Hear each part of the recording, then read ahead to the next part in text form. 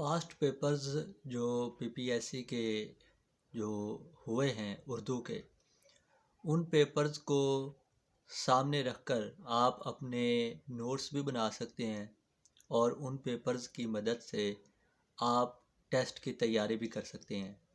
کیسے کر سکتے ہیں؟ وہ اس طریقے سے کر سکتے ہیں کہ جو پاسٹ پیپرز ہیں ان میں ضرب الامثال بھی لکھی ہوئی ہیں، ان میں محاورے بھی ہیں، ان میں تراکیب بھی ہیں، ان میں کتابوں کے نام بھی ہیں، ان میں اشعار بھی ہیں، ان میں صنعتیں بھی ہیں، ان میں جو ہے وہ علم بیان کے اجزاء جو ہیں وہ بھی پوچھے جاتے ہیں۔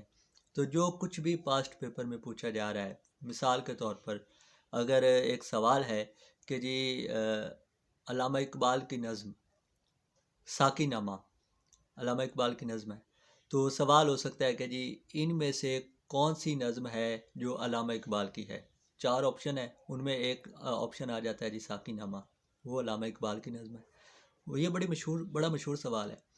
تو ہو سکتا ہے کہ یہی سوال اگلے پیپر میں یوں پوچھا جائے کہ ساقی نامہ کس شاعر کی نظم ہے؟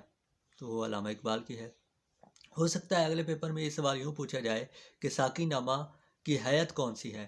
تو اس کی ہیئت جو ہے وہ مثنوی ہے۔ ہو سکتا ہے اگلے پیپر میں یہ سوال پوچھا جائے کہ ساقی نامہ علامہ اقبال کی کون سی کتاب میں ہے، کون سے مجموعہ کلام میں۔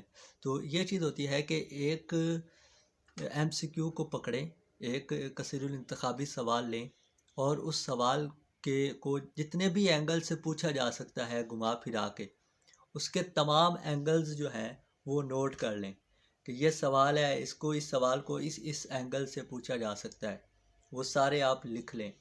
اس کا ورڈ میننگ بھی آپ کو پوچھا جا سکتا ہے۔ ساقی نامہ، ساقی کا معنی کیا ہے وہ بھی پوچھا جا سکتا ہے۔ بال جبریل ہے، بال جبریل کا معنی کیا ہے، یہ بھی ایک پوچھنے میں تو کوئی بھی کچھ بھی پوچھ سکتا ہے، جو پی پی ایس سی والے وہ تو کوئی بھی سوال کر سکتے ہیں، لیکن یہ ہے کہ یہ انٹرویو میں بھی یہ چیزیں پوچھی جا سکتی ہیں، پوچھا جا سکتا ہے کہ جی ضرب کلم کا معنی بتا دیں۔ تو اس طریقے سے کتابوں کے نام جو آ رہے ہوتے ہیں، جو پاسٹ پیپر میں آ رہے ہوتے ہیں، ان کے الفاظ معنی دیکھ لیں۔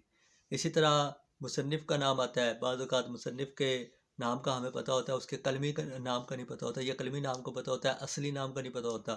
وہ چیزیں بھی آپ ساتھ ساتھ نوٹ کرتے جائیں کہ پاسٹ پیپرز میں وہ ایک فہرست مرتب کر لیں کہ پاسٹ پیپر میں یہ کتابیں پوچھی گئی ہیں، پاسٹ پیپر میں ان نظموں کو پوچھا گیا ہے، پاسٹ پیپر میں ان اشعار کے بارے میں پوچھا گیا، پاسٹ پیپر میں یہ صنعتیں ڈسکس ہوئی ہیں، پاسٹ پیپر میں یہ محاورے اور یہ ضرب الامثال پوچھے گئے ہیں۔ تو ان کی بھی فہرست بناتے جائیں، اور ان کو اچھے طریقے سے یاد کرتے جائیں، اچھے طریقے سے ان کو پڑھتے جائیں، ان کے ورڈ میننگ دیکھ لیں، ہر سوال کے ورڈ میننگ دیکھیں۔